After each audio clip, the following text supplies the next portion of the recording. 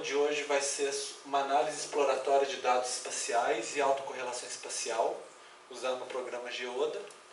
A ideia é que na aula passada vocês viram a parte teórica sobre a autocorrelação espacial e agora nós vamos trabalhar na aplicação, né?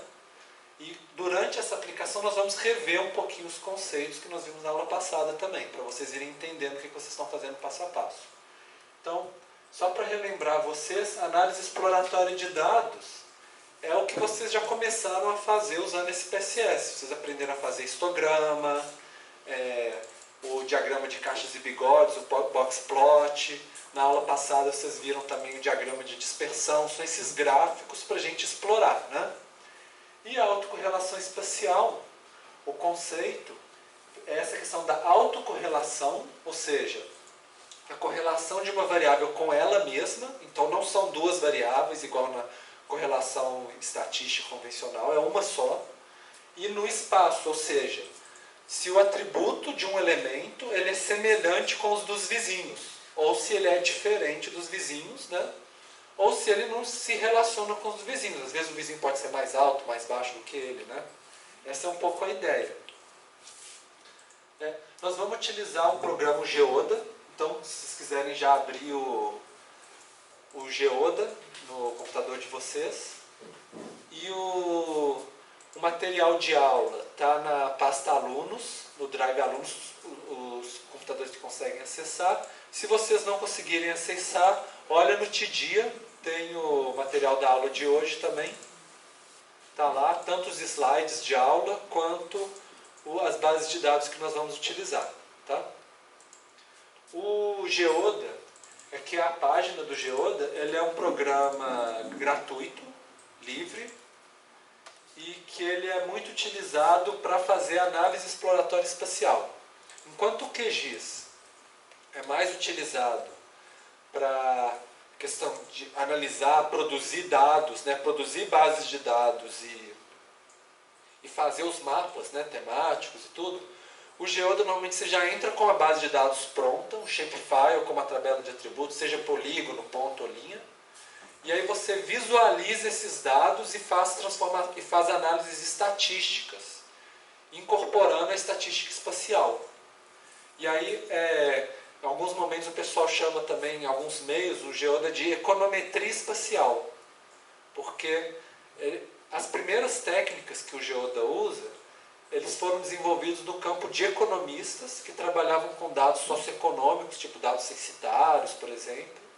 E eles começaram a usar as técnicas de estatística incorporando o espaço. Depois, outros grupos, e hoje em dia, assim, muitos outros grupos utilizam essas mesmas técnicas, epidemiologia, sociologia, geografia, né? Mas foi onde começou, né, econometria. Então, muitas vezes a gente vê o pessoal falando do Geoda como econometria espacial. E aqui dá para fazer o download na página e tem a documentação também, onde tem online, né, como que faz cada tipo de operação. Inclusive é uma boa referência se vocês tiverem alguma dúvida sobre o que é uma certa opção, como que faz certa determinada transformação ou análise. É só olhar aqui na documentação que tem atualizadinho. Tem no TD, eu coloquei para vocês, esse PDF, Exploring Spatial Data with Geoda, Workbook, que são diversos tutoriais utilizando o Geoda.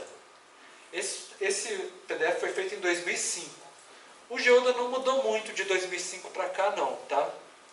Então, assim, olhando esses tutoriais, dá para fazer as análises do mesmo jeito que a gente vai aprender em aula. Mas ele só tem em inglês, e isso é uma coisa. O Geoda ele não tem interface em português igual o QGIS. Então, a gente vai ter que trabalhar com inglês agora, né?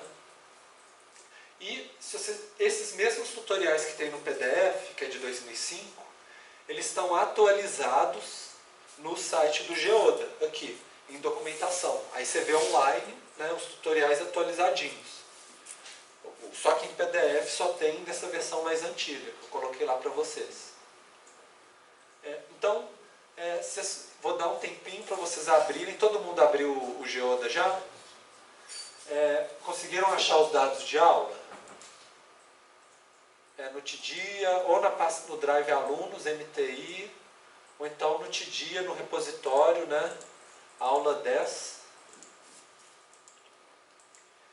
E conforme vocês forem abrindo, essa página inicial do Geoda, normalmente ele abre várias janelinhas, elas não ficam tudo em uma janela só. E uma dessas janelas que abre na hora que liga o Geoda é essa janela para abrir a base de dados que a gente vai trabalhar. Ele trabalha com uma base de dados de cada vez, não é igual o QGIS que você abre várias camadas, né? Então você escolhe uma base de dados só para a gente trabalhar. E aí tem os recentes aqui, e para abrir, ou você pode pegar o arquivo SHP e arrastar aqui para a tela, ou então você clica aqui na pastinha, e aqui na pastinha fala assim, qual que é o tipo de arquivo? Ele é GeoPackage, ele é Shapefile, ele é outro tipo de dado, né? Aí vocês podem ir e navegar no navegador e abrir o arquivo. A gente vai abrir esse arquivo Municípios Água 2010, que é um Shapefile, né, com os municípios do Brasil, onde a gente, pelo QGIS, a gente já fez o join, né, com aquela tabela que a gente tem trabalhado no SPSS, que tem a renda, o consumo de água. Então, ele é praticamente aquela que a gente pegou no SPSS, abre lá no QGIS, faz o join com os municípios, que na segunda aula do curso vocês viram, né, como que a gente pega um Shapefile e uma tabela e junta os dois. E depois de ter... Então, normalmente o fluxo de trabalho é esse.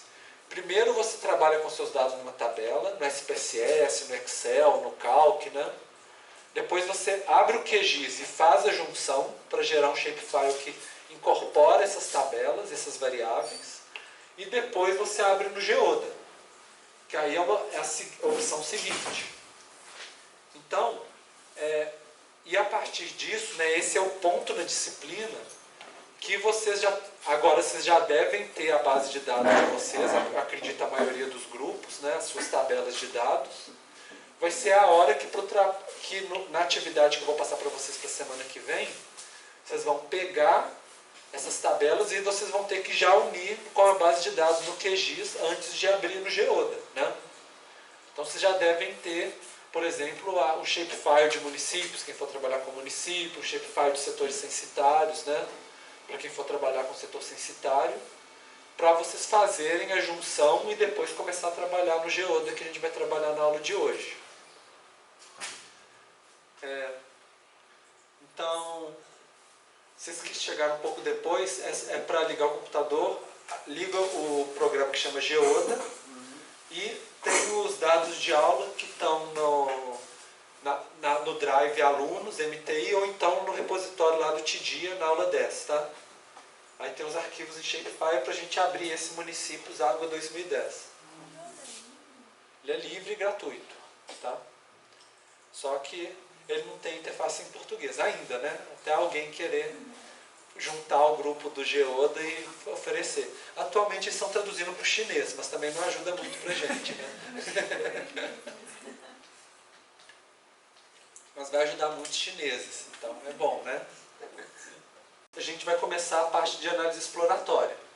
Que o Geoda, ele tem essa característica um pouco diferente do QGIS, de ele trabalhar menos com a ideia de você produzir um mapa para publicar, né? E mais para você interagir com os dados. Então é explorar assim, você conhecer os dados, você selecionar uma parte do mapa, ver em relação a um tipo de gráfico, selecionar elementos, fazer certas análises para entender os dados, né? É isso que a gente vai começar agora, de uma maneira interativa.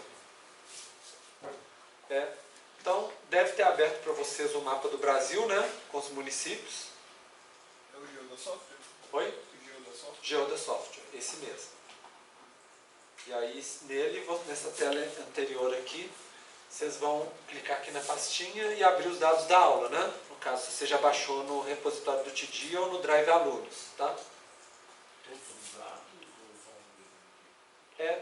Você vai abrir só o arquivo SHP, no caso, tá? Porque, como a gente viu, o Shapefile ele tem vários arquivos, né? Que eles têm que ficar na mesma pasta.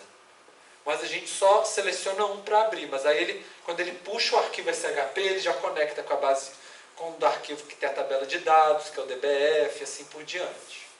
Certo? Se você olhar aqui, abrir aqui como SHP, escolher aqui na hora de abrir, vai aparecer na pasta solo SHP. Aí não tem erro não, tá? O Geoda, ele começa com o mapa com a mesma cor, mas a gente pode dividir em classes, né? Dependendo da variável que está na nossa tabela associada.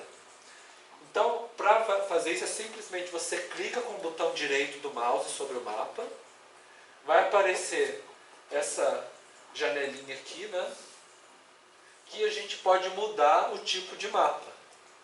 Então a gente clica aqui em Change Current Map Type, mudar o tipo de mapa, e escolhe vários tipos de forma de classificar os dados. Uma forma é essa que a gente chama de Standard Deviation, que é você dividir as classes assim. Uma classe é a que está entre a média e o primeiro desvio padrão dos dados. A outra com o segundo desvio padrão, e assim também o negativo. A média menos um desvio padrão. Depois menos 2 desvio padrão. Desvio padrão, vocês já lembram o que é, né? Que é a média dos desvios em relação à média, né? Então, esse tipo de análise provavelmente apareceria mais ou menos assim para vocês. E foi você que deu diferente. Quando vocês clicam em Standard Deviation, ele vai pedir para vocês escolherem qual que é a variável, né? E aí, assim, esses exemplos que eu estou dando aqui é a renda per capita, ou a renda pitch, né? Mas se vocês quiserem escolher uma outra variável, vocês podem escolher outra variável também, não tem problema. Esse de desvio padrões, então, significa o seguinte: a gente tem a média, que está aqui, 483. De 483 a 722 é um desvio padrão, né? Aqui a gente vê o limite máximo e o mínimo e a quantidade de elementos que está em cada uma das classes. Então, vocês veem que muda, né, a quantidade de elemento em cada classe. Uma ressalva para esse tipo de classificação, normalmente uma análise mais estatística, é que esse tipo de classificação ela só é boa quando a nossa distribuição da variável ela se aproxima de uma curva normal. Porque aí realmente faz mais sentido, né, pensar em desvio padrão e tudo. Quando os dados são muito diferentes de uma curva normal, o histograma, normalmente esse tipo de mapa não é tão recomendável, porque é mais difícil de interpretar. Se for uma curva normal, a gente sabe assim, tantos por cento está no primeiro desvio padrão, tantos por cento no segundo, vocês lembram? 1,96 vai dar 95% dos dados, né? A gente consegue fazer todas aquelas estimativas que a gente costuma fazer dentro de uma curva normal, de uma distribuição normal. Senão, fica um pouco meio esquisito as classes. Então, vocês podem tentar mudar o tipo de classificação. Por exemplo, tem o quantil, por exemplo. O quantil, se vocês clicarem com o botão direito e mudar para o quantil, ele coloca todas as classes com a mesma quantidade de elementos. Ele é muito interessante porque ele colore o mapa de uma maneira balanceada. Então, a gente vai ter assim, mais ou menos áreas semelhantes do mapa, coloridas, né, com diferentes cores. Não vai evitar, por exemplo, que uma classe pegue quase todos os elementos do nosso mapa. Então, o mapa fica bonitinho visualmente, né, no caso. Outro tipo, para você escolher, vocês podem ir em mapa e colocar cartograma, para vocês visualizarem no formato de cartograma. No caso, é uma modalidade que a gente chama de cartograma de círculos, onde ele vai pegar vai colocar um círculo para cada elemento do mapa, cada município, e as bolinhas maiores, ele vai crescer as bolinhas em relação ao valor, né? No caso, a gente colocou da renda per capita. Então, vocês vão ver que os lugares que estão com bolinhas maiores são os lugares com maior renda. E os lugares que as bolinhas estão pequenininhas, por exemplo, aqui no Nordeste, né, são os lugares de menor renda. A ideia com esse negócio de bolinhas maiores e maiores é que o mapa se expande onde o valor é maior e ele se encolhe, né, ou as bolinhas ficam mais isoladas nos lugares onde o valor é menor. Então o cartograma é isso, ele estica e encolhe, né, dependendo do valor das variáveis. Sim? Professor, no caso esses dados já foram pré-preparados ou você meio que o Geodá ele é diferente do QGIS, que tipo, ele já organiza assim dessa forma? Já é automático? Você está falando as classes? Também. Olha, olha, o dado, que é o shapefile com a tabela de dados, você tem que ter preparado ele no QGIS antes. Você tem que ter o seu shapefile, você faz o comando de join para juntar os dados, a não ser que você já baixe um arquivo shapefile que já venha com os dados para vocês. No caso dos trabalhos dos grupos de vocês, provavelmente vocês vão ter que unificar, né, a tabela de dados que vocês estavam trabalhando no SPSS. Vocês vão ter que exportar como CSV, por exemplo, né, abrir no QGIS, juntar com o arquivo shapefile que tem a base territorial de vocês, seja de município, setor censitário, né, qual que vocês vão utilizar. Depois que você juntou e gravou como um novo shapefile, agora com todos os dados, aí que você abre no Geoda. Mas essa divisão de classes, o Geoda faz automaticamente. Ele tem menos flexibilidade do que o QGIS, mas ele é mais rápido, né? Você chegou, abriu, selecionou, apareceu. Mais rápido e mais leve. Mais leve, exatamente. Mas tem menos opções, né? Menos recursos para visualização. Só os básicos mesmo para você explorar os dados, né? De maneira mais rápida, igual você falou. E aí o cartograma a gente vê aqui, né? E a gente pode fazer gráficos. Então, se vocês forem no menu Explore, naquela menuzinho na barra de ferramentas do Geoda lá, tem vários tipos de gráficos que pode fazer. Aqui a gente vai fazer os mais simples, mas tem outras opções que vocês podem explorar também. Por exemplo, vocês já aprenderam histograma, boxplot, né, de caixas e bigodes, diagramas de dispersão. Então, vou pedir para vocês começarem fazendo um histograma e um boxplot da renda per capita. Só vocês clicarem em histograma e selecionar a variável da renda per capita, né, a renda PIT, tanto para um quanto para outro. Então, vocês já lembram, né? Histograma é o valor de uma variável e aqui a frequência, quantos elementos que tem esse valor, né? Ou estão dentro dessa classe de valor. E o boxplot, aqui é a mediana, 50% dos dados para um lado e para o outro. A gente tem uma bolinha onde é a média, porque a média nem sempre coincide com a mediana, né? 25% dos dados aqui, 25% dos dados aqui.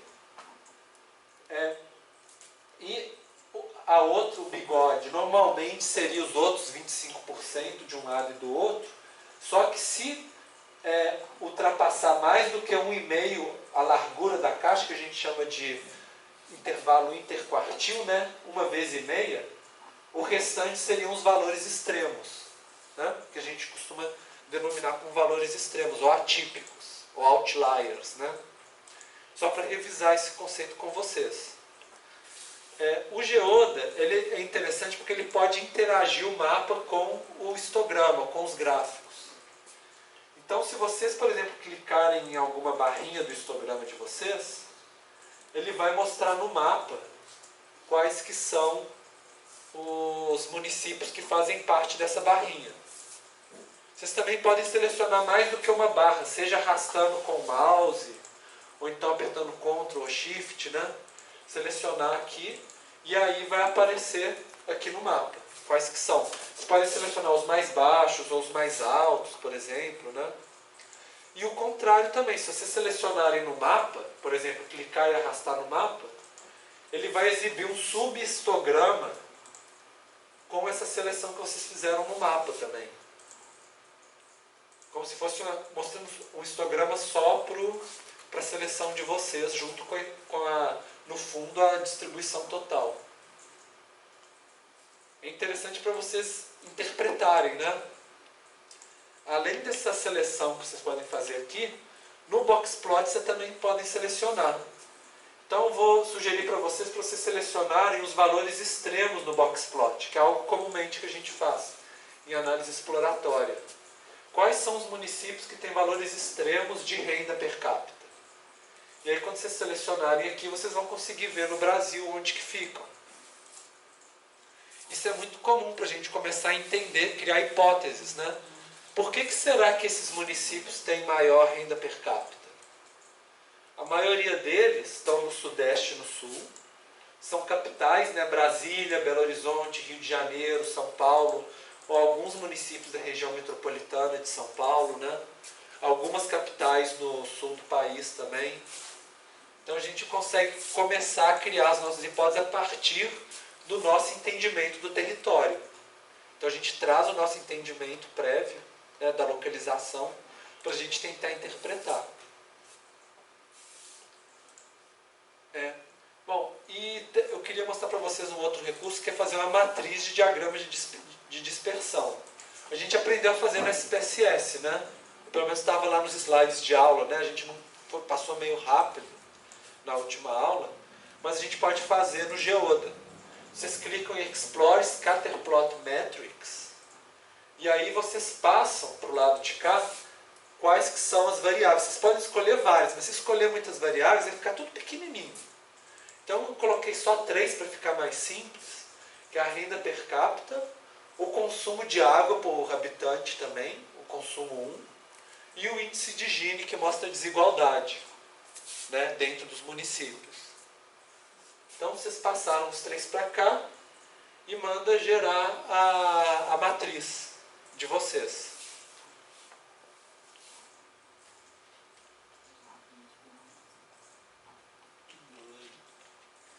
Deve ter feito mais ou menos esse aqui para vocês, né? Alguém não conseguiu gerar? Não? Então aqui a gente tem as 3 variáveis e as 3 variáveis aqui. Quando uma variável encontra com ela mesma, ela cria um histograma. Quando ela junta com a outra, ele cria o diagrama de dispersão, que uma variável está num eixo e a outra está no outro, né? E tem a linha de tendência também. E no caso ela mostra, né, e ela pode mostrar, assim, se vocês selecionarem, por exemplo, alguns elementos, ele seleciona nos outros gráficos, por exemplo, né? E aí a gente vê que tem o consumo relacionado com a renda, positivo, né? Mas ele é negativo com a relação em relação ao índice de Gini. Só que olhando para o diagrama de dispersão aqui, a gente vê assim, que apesar de ter a reta de tendência, a gente não enxerga muita, né? Parece ser um borrão, assim, não parece ter muita correlação de um com o outro, não. Entre o índice de Gini e o consumo de água, não. Mas, se fosse pensar, a tendência seria negativa, né?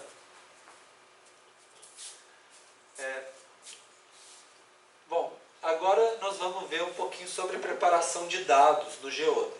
A gente já aprendeu a fazer essas mesmas coisas no QGIS, selecionar dado, transformar dados, selecionar valores discrepantes. Isso a gente aprendeu no QGIS, como que faz seleção e como que transforma com a calculadora.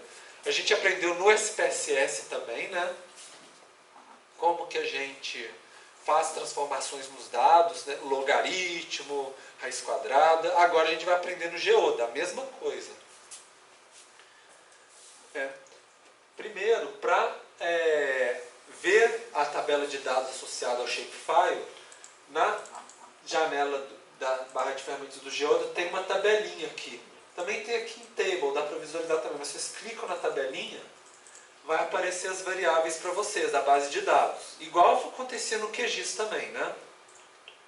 Vai ter lá o título de cada uma, cada linha é um município, né? E agora a gente vai... Uma atividade que a gente vai fazer, a gente tem o shapefile tem todos os municípios do Brasil e a gente vai selecionar só os que têm informação sobre consumo de água.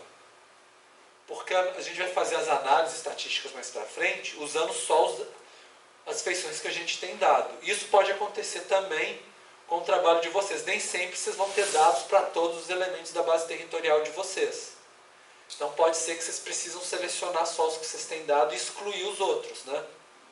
Então a gente vai fazer isso. Para fazer isso, vocês já abriram a tabela aqui, né? Agora vocês vão clicar com o botão direito em cima da tabela de vocês, que vai abrir essa janelinha aqui, que permite fazer várias coisas. A que a gente vai usar principalmente é a janela de seleção, o Selection Tool. Então clicou com o botão direito, escolheu aqui Selection Tool, e aí vai abrir essa janela aqui, a janela de seleção para vocês. Aqui tem muitas coisinhas em vermelho, eu vou explicar para vocês a ordem, tá? Porque se vocês seguirem na ordem errada, vai dar errado o resultado para vocês. Primeira coisa, a gente seleciona qual é a variável que a gente vai usar como critério para seleção. Então vamos escolher o consumo de água, porque a gente quer só as feições que têm informação sobre consumo de água, certo? Depois, aqui a gente vai colocar 0 até 0. Falar assim, seleciona todas as feições, ou todos os municípios, no caso, que tem valor 0 para consumo de água. Que são os que a gente não tem dado e aí apareceu como 0. Então a gente vai selecionar do 0 até o 0. Depois que você digitou 0 e 0 aqui, aí é que você clica nesse botão Select All in a Range. Então ele vai selecionar todos que têm valor 0, né? A gente poderia, se a gente quiser selecionar de 1 a 2000, também selecionaria para a gente. Mas eu pedi para selecionar primeiro 0, que 0 é aqueles que a gente quer excluir, né? O complemento dos que a gente quer excluir é os que não são 0. Para a gente inverter essa seleção, depois que vocês já clicaram aqui, tem um botão aqui embaixo que chama Inverter Seleção, Invert Selection. E aí vocês clicam aqui. Então vocês viram o passo a passo? Primeiro selecionou a variável, depois colocou os números de interesse, depois clicou em Select All in a Range e depois inverteu a seleção. Se vocês quiserem, vocês já podem olhar tanto na tabela quanto no mapa se está selecionado certos municípios, né? Às vezes não dá para ver muito bem na tabela porque ela é muito extensa. Aí se vocês clicarem com o botão direito, tem uma opção aqui, Move Selected to Top, que é mover os objetos, as linhas selecionadas para o topo da tabela. Que aí vocês também conseguiriam mover. É uma maneira também, né, de às vezes visualizar melhor. Bom, então vocês já conseguiram selecionar todos vocês? Se alguém tiver alguma dúvida, pode chamar, tá? E depois que selecionou, a gente vai lá no menu e colocar File, Save Selected As. Não confunde, gente, com Save As, tá? Se vocês colocarem Save As, vai gravar todos os municípios. A gente só quer gravar os que a gente selecionou. Então vocês vão Save Selected As. Quando abrir, aí vai abrir essa janela. Então File, né, aqui, Save Selected As, esse de cá, né? Quando abrir, vai abrir essa janela para vocês. E eu vou pedir para vocês marcarem essa opção assim, Create Project File. Quando você cria o projeto, aí vocês conseguem abrir o Geoda já com os gráficos, as visualizações que vocês já estão trabalhando, né? Se não, se vocês gravarem só o shapefile sem criar o projeto, vocês vão ter que importar, igual vocês fizeram no início da aula, importar o shapefile, fechar o Geoda, abrir ele de novo, importar o shapefile, né? Mas dá para abrir também. Só que com o projeto já abre tudo para vocês de uma vez. Então só para a gente aprender, eu pedi para vocês selecionarem aqui. E aqui vocês selecionam qual que é a pasta, qual que é o nome do projeto. E eu coloquei aqui Selected, só para lembrar que são os municípios selecionados, né? Mas vocês podem colocar outro nome. Só é importante colocar um nome que lembra vocês o que vocês fizeram, né? Até o momento. Para diferenciar aquele do outro shapefile que tem os dados completos. Depois que vocês gravaram, a gente vai fechar o nosso projeto, ou seja, fechar os mapas do Geoda e abrir o projeto novo que vocês gravaram. Porque depois que vocês clicarem em OK, vai pedir para vocês colocarem o nome do projeto, a pasta direitinho, né? Que é um arquivo do Geoda, que aí vocês vão poder, primeiro vocês clicam em Close, File Close para fechar o atual, e depois File Open Project, para abrir o arquivo de projeto que vocês acabaram de criar. E aí ele já vai abrir junto com o shapefile de uma vez. Dá uma olhada, porque na hora que vocês abrirem, deve abrir agora sem os municípios que não tinha dado. Se algum de vocês abriu e apareceu todos os municípios, significa que vocês fizeram alguma coisa diferente aqui na seleção. Então aí tem que dar uma voltada aqui para ver se vocês conseguem selecionar de novo e gravar de novo, né? Mas a ideia é que abra para vocês o mapa com só os municípios que a gente tem dado. Algum de vocês não abriu desse jeito? Qual que é o caminho que tem que seguir? Oi? Qual é o caminho que tem que seguir? Tá, vamos uma coisa de cada vez. Primeiro você tem que selecionar. Isso aí Já fez, né? Depois você tem que escolher a opção File, Save, eles já estão selecionados. Save Selected As. E aí vai aparecer essa janela. Clica aqui embaixo, Create Project File, que tem um Vzinho aqui para marcar. E aqui na pastinha, clicando na pastinha, você escolhe o nome e a pasta, que vai gravar um novo arquivo Shapefile só com selecionados. Clicou em OK, vai aparecer uma outra janela para você colocar o nome do arquivo de projeto. Né? Fez isso, vem File, Close para fechar o projeto atual. E depois vem File de novo, Open Project, para abrir o novo projeto, arquivo de projeto que você criou aqui. Certo? Se você não tivesse o arquivo de projeto, você pode vir aqui em File New e importar o Shapefile de novo, sem o arquivo de projeto, também daria, tá? Então vocês... então todo mundo está no mesmo ponto? Alguém não abriu, quando abriu apareceu todos os municípios? Não? Todo mundo está junto? Tá, gente, não precisa ter vergonha de falar, não, tá? Que eu estou aqui para ajudar, para todo mundo seguir junto na aula. Então, agora a gente vai fazer transformações das variáveis, porque agora a gente já tem só os que têm consumo de água. Então vamos supor que a gente quer fazer logaritmo, né? Criar uma nova coluna na nossa tabela de dados. Então, dentro do table aqui, tem essa opção que chama Calculator. Sim. Desculpa, mas o que Claro. são esses pontinhos que ficam voando?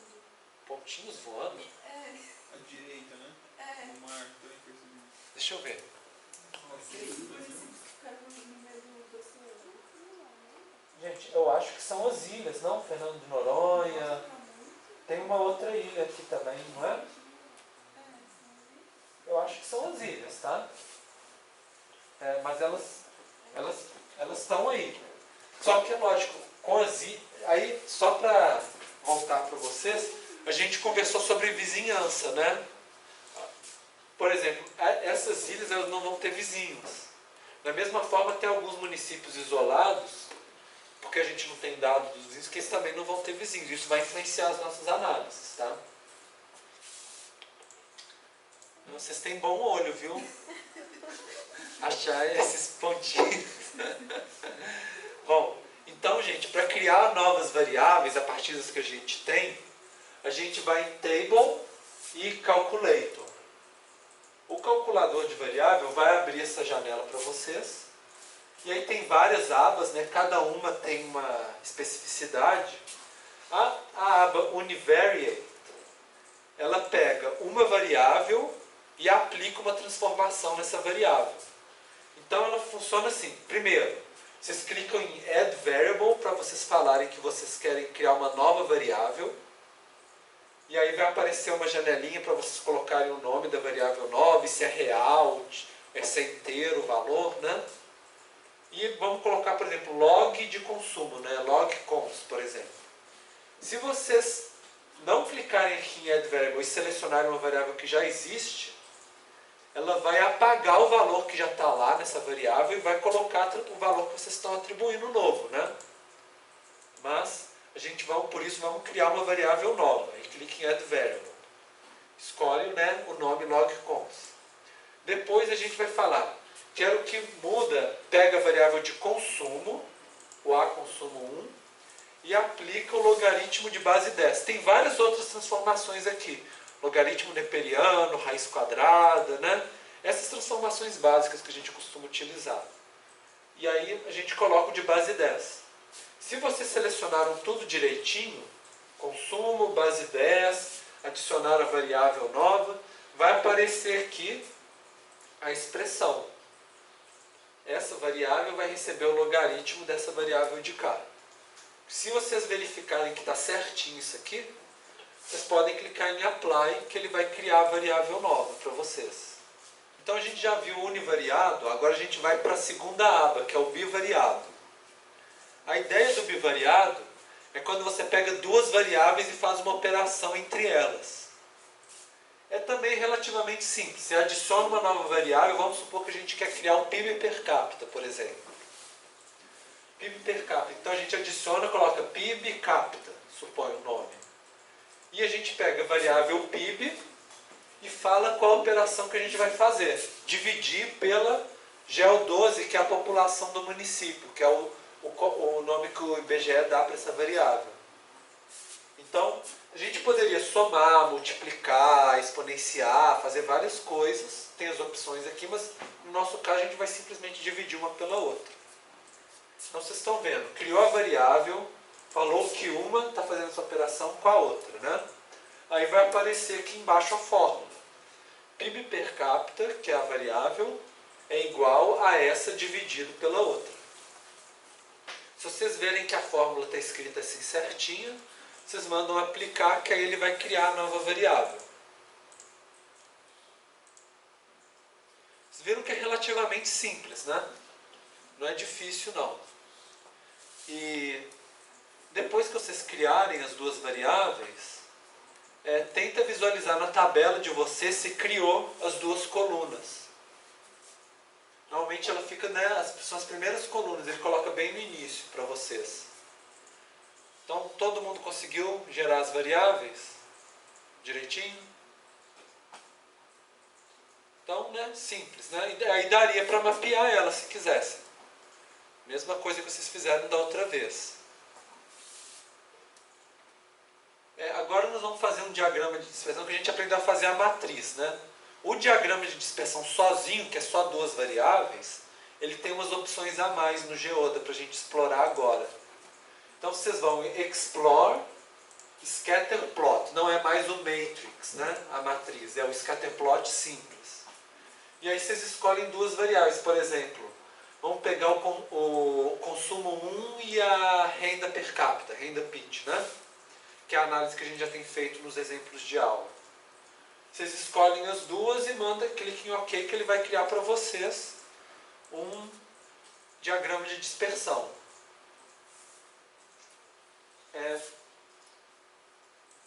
Esse diagrama de dispersão, ele tem várias coisas nele, né? Tem uma linha de tendência, tem uma variável, a outra, e aqui ele mostra assim, quantas variáveis que a gente tem, então, quantos casos, e tem o R quadrado, né, da relação entre as duas. Esse R elevado ao quadrado é o coeficiente de determinação. Vocês lembram o que ele significa? Alguém lembra? Coeficiente de determinação? O R ao quadrado. Que é o coeficiente de correlação, né, elevado ao quadrado.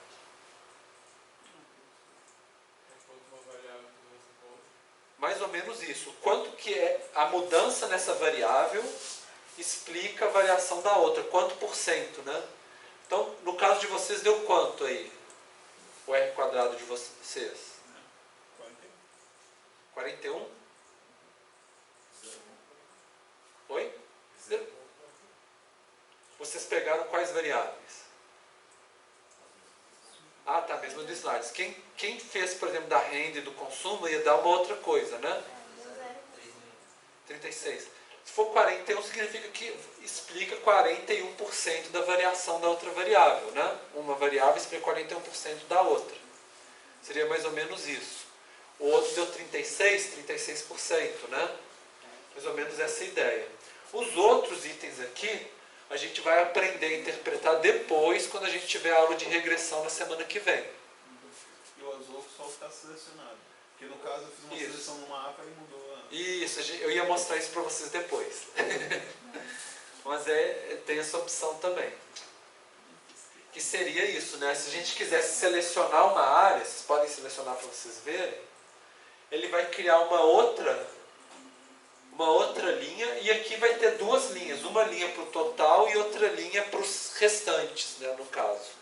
Então, ele vai criar 3 linhas de tendência, e a gente vai ter aqui, por exemplo, o R² só da nossa seleção, né?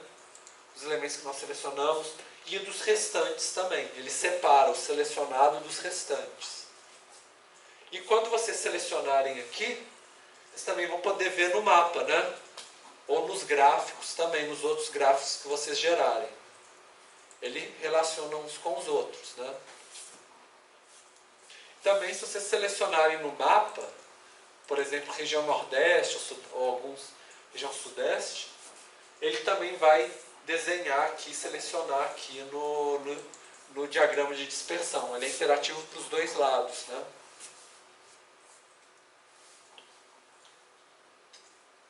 Bom, e que é o que eu estava falando aqui. Se vocês selecionarem um cantinho de cá, ele vai mostrar aqui no de cá, onde que estão essas variáveis. Então, por exemplo, o Nordeste aqui, vocês estão vendo que ele está mais na área baixa, né? Baixa renda, baixo consumo, né? Por exemplo, a gente consegue fazer esse tipo de interpretação. Embora tenha algumas que destacam, né, das demais. E eu vou pedir para vocês fazerem uma outra coisa agora. Vocês vão segurar a tecla Ctrl do teclado e criar um retângulo no mapa, segurando com a tecla Ctrl apertada. Depois que vocês selecionaram, mantendo a tecla Ctrl, né? Aí vocês podem desapertar o mouse e a tecla Ctrl. Vocês vão ver que está selecionado aqui, né? Aí vocês vão fazer o seguinte: vocês vão clicar com o mouse no centro do retângulo e arrastar ele lentamente pelo mapa. Lentamente, tá, gente? E aí vocês vão ver que enquanto vocês arrastam o retângulo pelo mapa, ele vai modificando a seleção no diagrama de dispersão. Isso é uma maneira de fazer uma análise exploratória, né?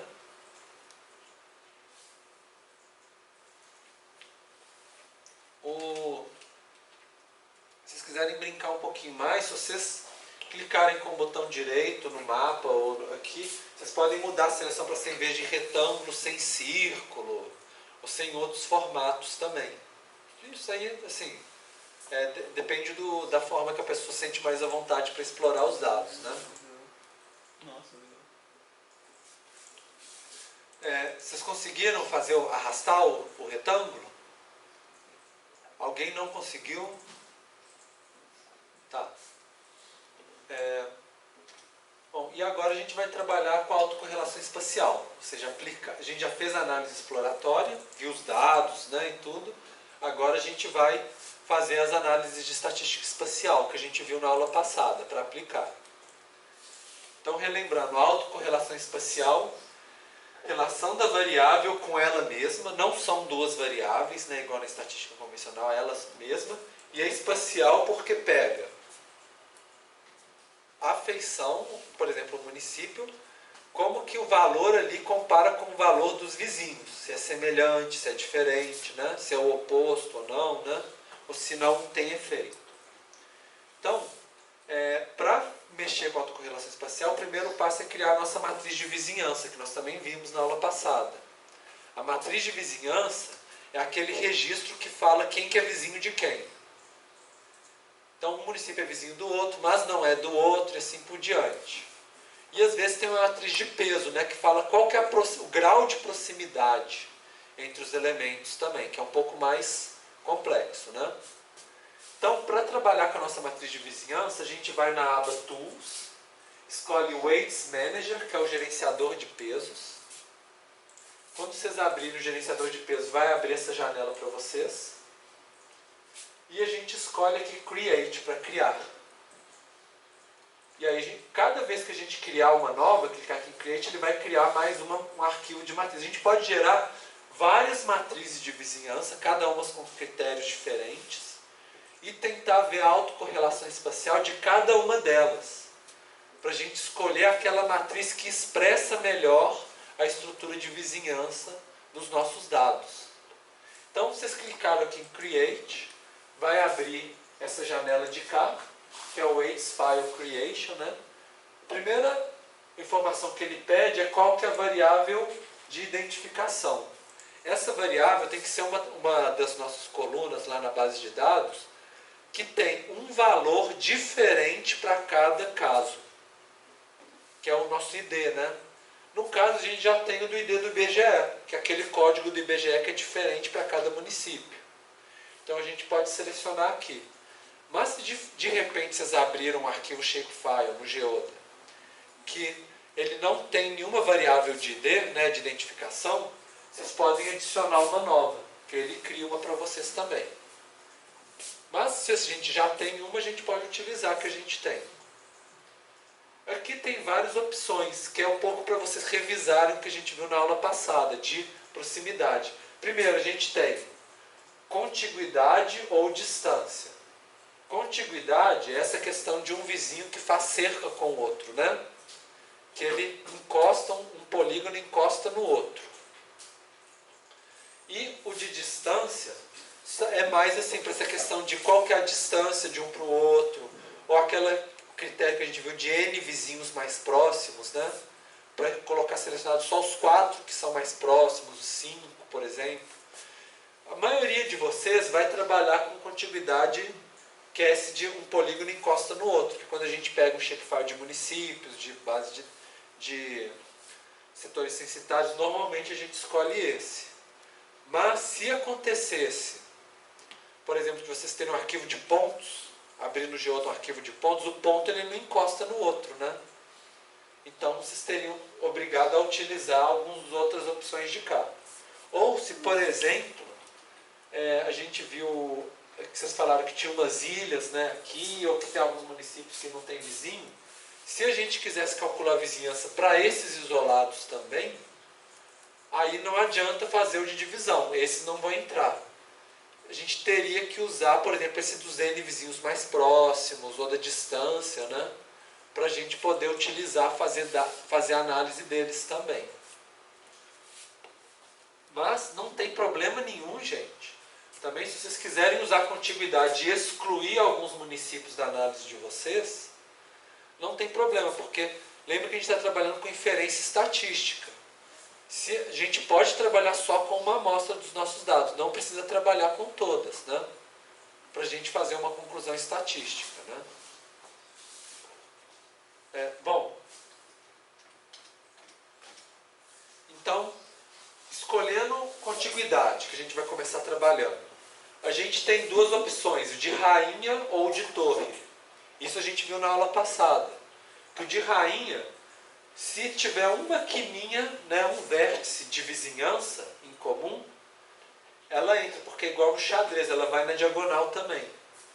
O de torre, ele não considera se tem só um vértice, ele considera só se tiver uma linha em comum entre os dois polígonos, no caso.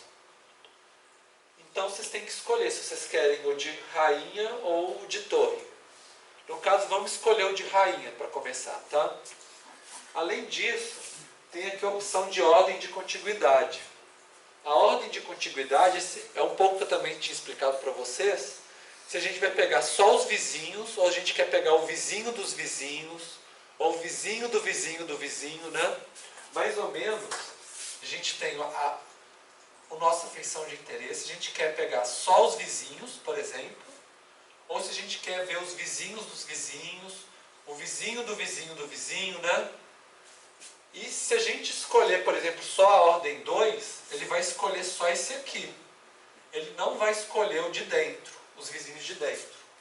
Só a segunda camada. Mas se eu quiser selecionar essa mais essa daqui, a gente tem que escolher aqui e incluir as ordens inferiores. Que aí ele incorpora todo mundo. Então tem essas opções. É interessante a gente explorar, porque às vezes pode ser assim, que escolhendo só vizinhos muito próximos, pode não ser a mesma estrutura de correlação na hora de calcular a autocorrelação espacial como mais vizinhos, por exemplo, né? Tem que fazer testes, escolher. Às vezes vai ser só o vizinho mais próximo que vai ter a maior autocorrelação, ou às vezes a gente vai ter que escolher uma área maior. E aí, depois de escolher aqui, colocou a variável de identificação, rainha, né? Manda criar. Aí vai aparecer para vocês, às vezes, um aviso falando assim, olha, tem alguns polígonos que não tem vizinho, vocês podem falar em OK, e vai pedir para vocês colocarem um nome, né? Normalmente é comum a gente colocar algum nome que lembre os parâmetros que a gente escolheu. Por exemplo, se você quer comparar rainha e torre, você pode fazer um peso chamado rainha e o outro chamado torre. Se você quiser fazer várias ordens de contiguidade, você coloca o nome da sua matriz em ordem 1, ordem 2, ordem 1 e 2, por exemplo, né? Se eles estão juntos. Aí vocês colocam um nome que faz sentido para vocês compararem as matrizes. Depois que vocês criaram, vai aparecer para vocês ela aqui. No caso, eu coloco. E aí, com o nome do nosso arquivo aqui, vai ter as informações. Se ela é rainha, simétrica, qual que é o arquivo, qual que é a variável de identificação, a ordem, todas as informações direitinho da matriz que vocês fizeram, tá? Se a gente criasse mais, colocar em Create, ia aparecer uma lista. E a gente poderia selecionar qual que a gente quer olhar, né? Informação. Esse arquivo que vocês criaram era arquivo, qual que era a extensão? Gal, né? Vocês podem abrir ele no bloco de notas para vocês verem como que ele é estruturado. Isso assim, eu vou mostrar aqui na tela, né? Mas se vocês tiverem curiosidade de abrir no bloco de notas, vai aparecer para vocês isso aqui. Ele vai falar assim: primeiro, o município que tem o ID com esse número do IBGE, ele tem 4 vizinhos. E aí vai listar quais que são a identificação dos vizinhos. Esse outro município tem 7 vizinhos. Aí vai falar quais que são as identificações de cada vizinho. E, por exemplo, se o final 15 ele é vizinho do final 148, mas por acaso vai ter o 148 em alguma linha? Vai ter. E aí vai aparecer o 115. Ele é vizinho de... Ah, tá. Vai aparecer só na contiguidade, tá? Mas não vai ter um falando que ele é vizinho de tantos. Isso, vai aparecer. Vai aparecer também. Também. Tá. É dos dois lados, tá? O critério de contiguidade, a gente fala que ele é simétrico, tanto que ele está aqui, ó, simétrico. Isso significa que se esse é vizinho desse, esse também é vizinho desse. Mas tem alguns critérios mais complexos na área de distância que às vezes não é simétrico. Às vezes pode ser um que é vizinho, mas não é no caminho contrário. Isso também pode acontecer. Mas como contiguidade ele vai ser sempre simétrico. Aqui a gente pode gerar alguns mapas e gráficos relacionados a essa questão de vizinhança. Então, vocês cliquem, por exemplo, já geraram um, né? Clica aqui em histograma, por exemplo. E aí vai aparecer para vocês um histograma do número de vizinhos. Então, por exemplo, com 7, por exemplo, tem quase 1000 municípios que têm 7 vizinhos. Com 8, 9, 10, né, assim por diante. E aí vocês podem também selecionar no histograma e ver qual no mapa, né, que são esses municípios que têm 7 vizinhos também. Então é mais para vocês avaliarem, né, qual que é o número de vizinhança que costuma ter em cada município. É interessante porque se a gente quisesse mudar, por exemplo, para o sistema de N vizinhos mais próximos, ia ser mais interessante a gente pegar esse aqui, que seria 5, né? 5 vizinhos. Que em média, né, é a média geral, assim, da quantidade de vizinhos. E também a gente pode colocar o Connectivity Map, que ele vai gerar para a gente um mapa com as ligações entre, falando quem que é vizinho de quem. Que normalmente a gente chama de grafo, né, na teoria de vizinhança, que é um grafo ligando quais que são os vizinhos uns dos outros. No caso de contiguidade, é muito simples, né? Onde tem fronteira vai ter ligação. Mas quando tem outros critérios mais complexos de vizinhança, às vezes pode ser bem interessante a gente dar uma visualizada para ver quem que realmente ficou vizinho de quem no final das contas. Bom, e só para mostrar para vocês a outra opção, e aí não é para vocês criarem a matriz agora não, tá? Uma nova matriz, mas é porque a gente viu aqui o de contiguidade. Eu queria mostrar a tela para vocês da outra aba, que é o de distância. Que para fazer o de distância é a mesma coisa. Coloca a identidade, fala qual que é a distância 100 metros, 100 quilômetros ou em graus, né? E aqui você pode fazer por distância ou por N vizinhos mais próximos.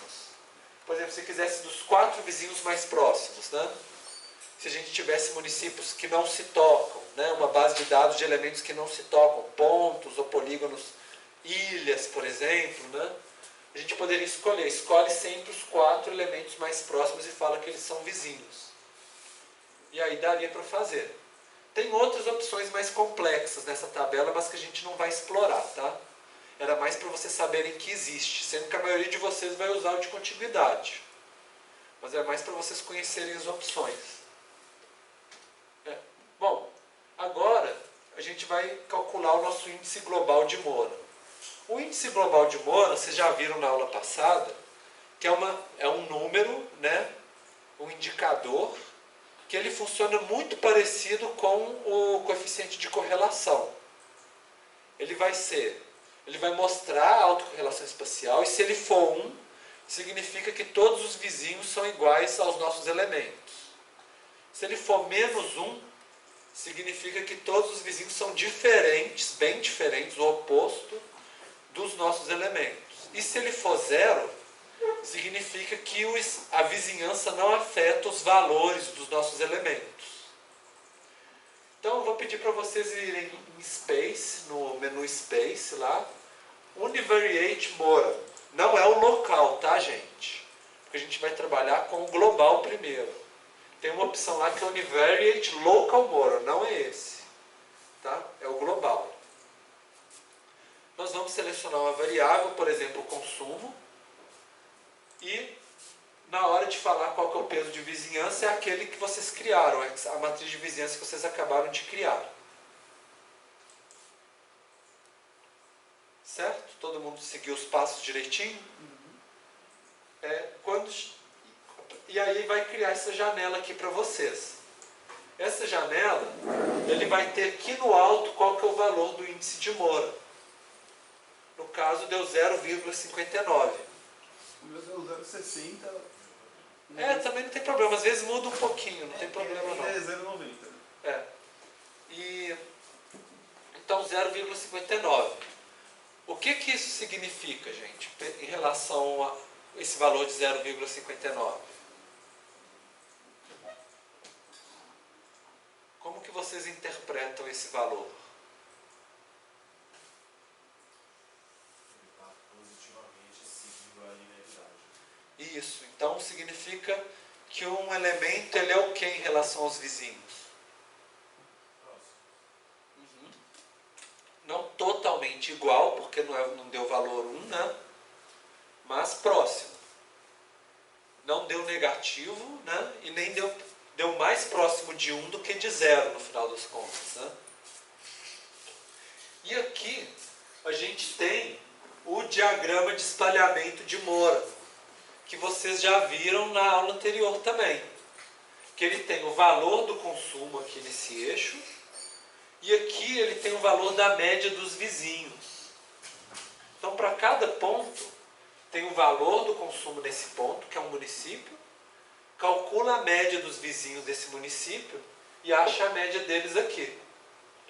No caso, aqui está o valor padronizado. Ou seja, pegou o valor, subtraiu da média e dividiu pelo desvio padrão. Por isso que a média é 0, né? Tem a linha aqui no 0, aqui e aqui. E aqui está em desvios padrões e não em unidades de medida de consumo de água. E aí a gente tem o alto com alto, vocês lembram? Baixo com baixo, né? Que é baixo e os vizinhos são baixos. E os que são a transição, que o valor é alto, mas os vizinhos são baixos, ou o valor é baixo e os vizinhos são altos, né? E a gente tem alguns que fogem um pouco, né, dessa distribuição. E aí, assim, também é a mesma coisa, dá para selecionar essas coisas assim. Mas... Por exemplo, nesse caso, aí está considerando todos os municípios selecionados, né? Se eu quisesse selecionar, por exemplo, 10 municípios vizinhos, municípios que eu quero trabalhar com eles, eu consigo fazer isso? Você pode selecionar no mapa e aí eles vão aparecer selecionados aqui. Tá. Mas se você quiser gerar o índice de Moura, o ideal é fazer o que a gente fez. A gente selecionou um shapefile separado e aí a gente, abrir um novo projeto e aí você calcula as estatísticas todas para o seu subgrupo. Aí seria a maneira mais correta de trabalhar. Tá certo? Bom, e aí vocês podem fazer seleções, por exemplo. Tentem selecionar o alto-alto e ver no mapa quais são, só o quadrante alto-alto inteiro, né? E ver no mapa quais são os municípios que foram selecionados, para vocês verem a localização deles.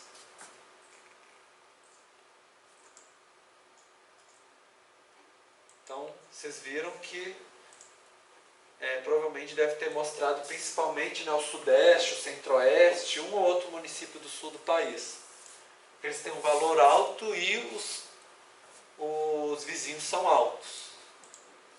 E tentem agora ver os outros quadrantes, ver o baixo-baixo, ou médio-baixo, né, os de transição também, para vocês verem onde que estão os outros, né? Dá um tempinho para vocês explorarem um pouquinho.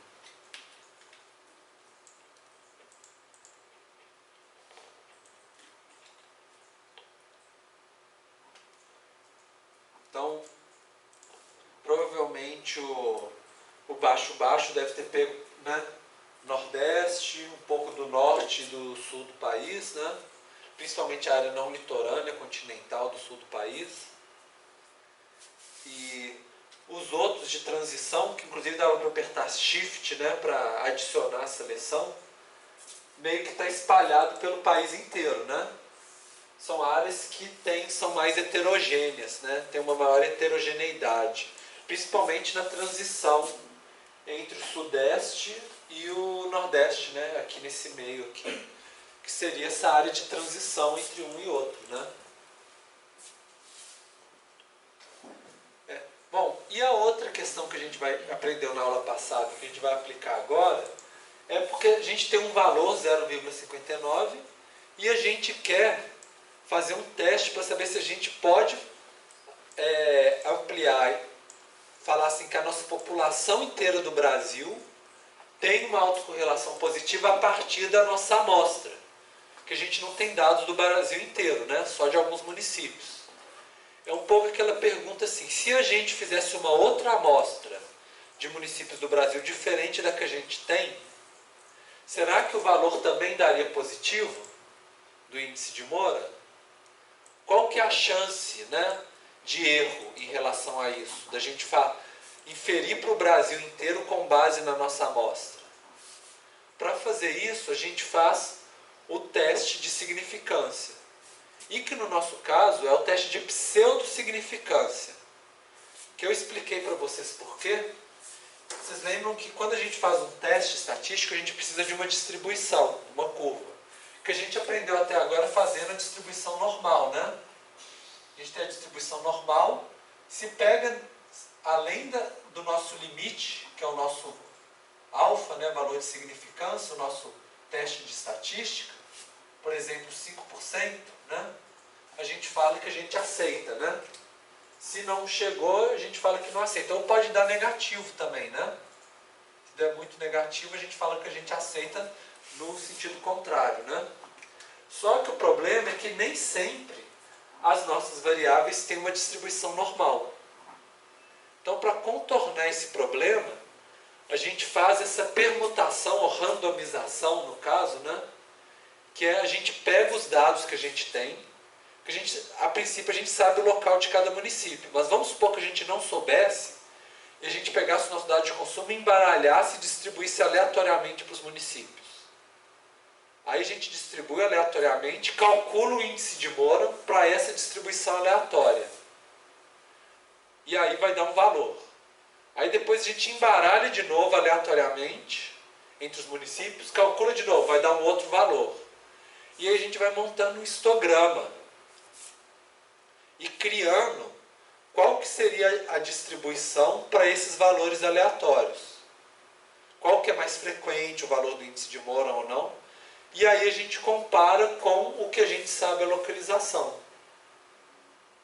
A ideia, vou mostrar aqui no...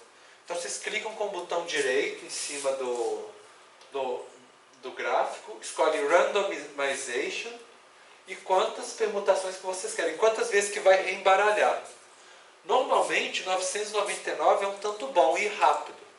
Se vocês quiserem ter muita certeza, pode escolher 99.999, que aí demoraria um pouquinho para rodar, talvez demoraria 1 minutinho ou 30 segundos, alguma coisa assim, mas também geraria para vocês. E daria muito semelhante, não daria muita diferença não.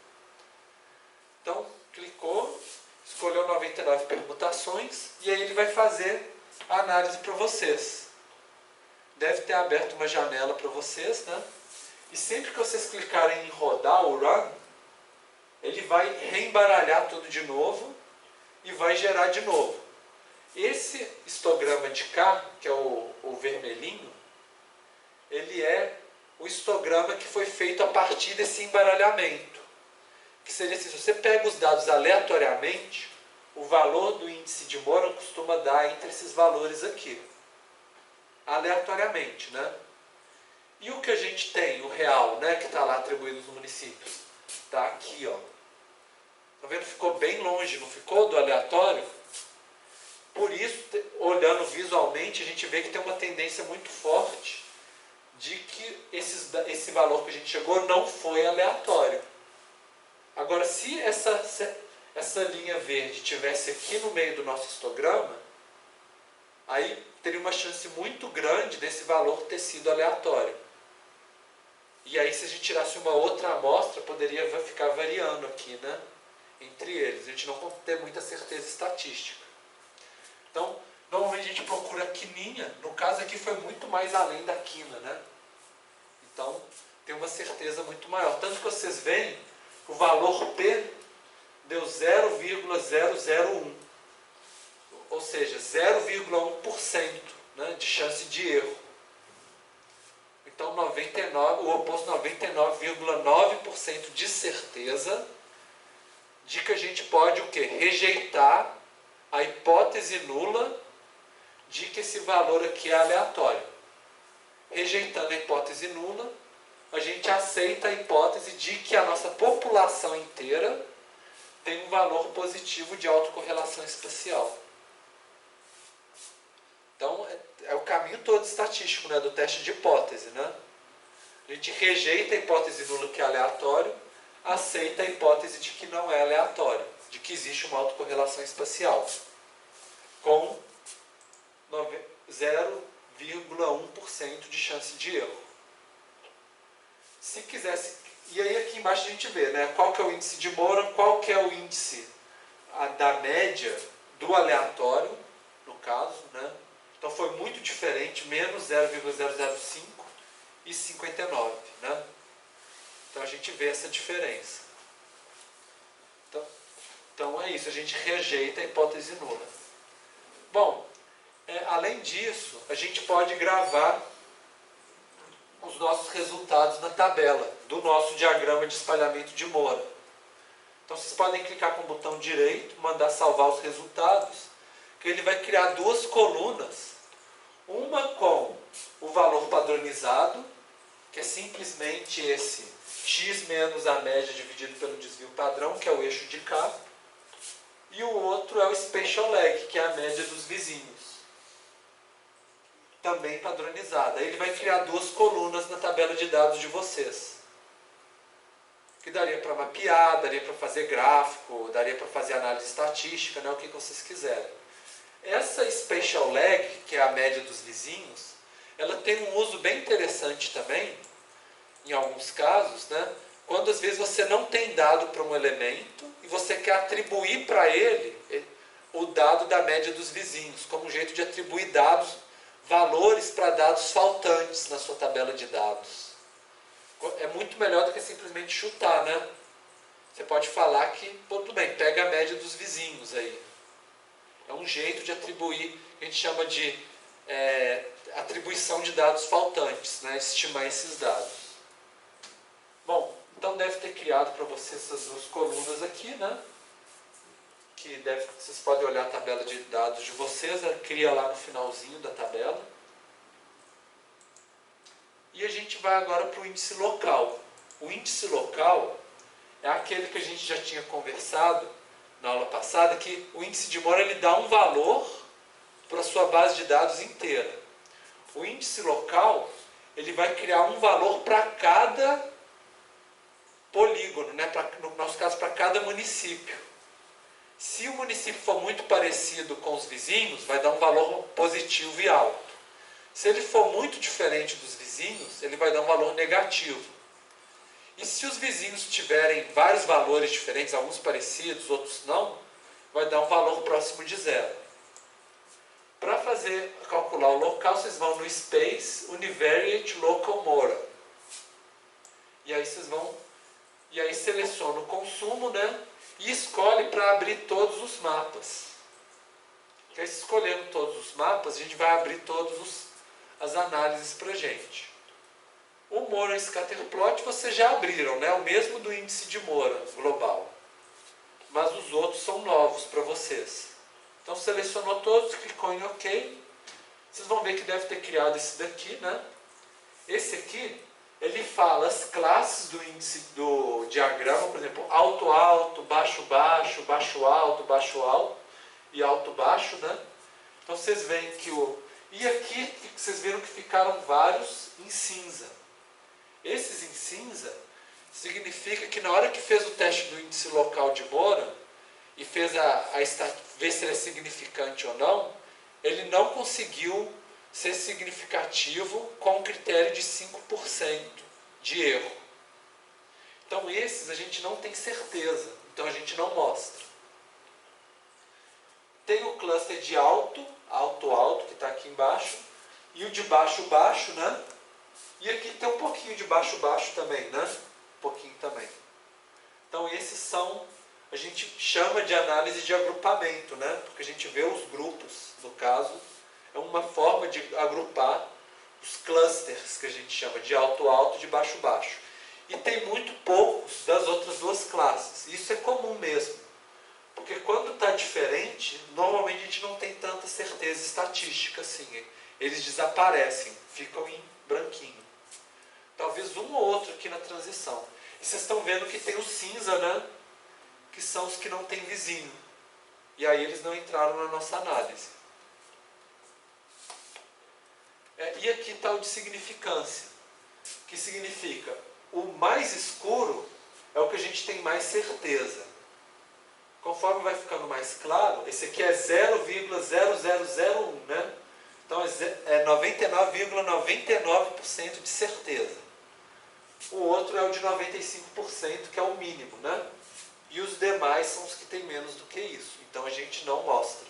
Se a gente comparar os dois mapas, é justamente os que a gente não tem certeza que ficaram em cinza, né? E os que apareceram aqui são os que têm acima de 95% de chance. Bom, e a gente pode gravar os resultados. Vocês clicam com o botão trocado, vão em Save Results. Ele vai gravar o índice local de cada um deles, se é positivo, negativo, né? Se é parecido com os vizinhos ou não. O cluster, que seria um número que indica se ele é alto, baixo, né? Cada uma dessas classes aqui. E a significância, que é o que a gente mapeou no anterior.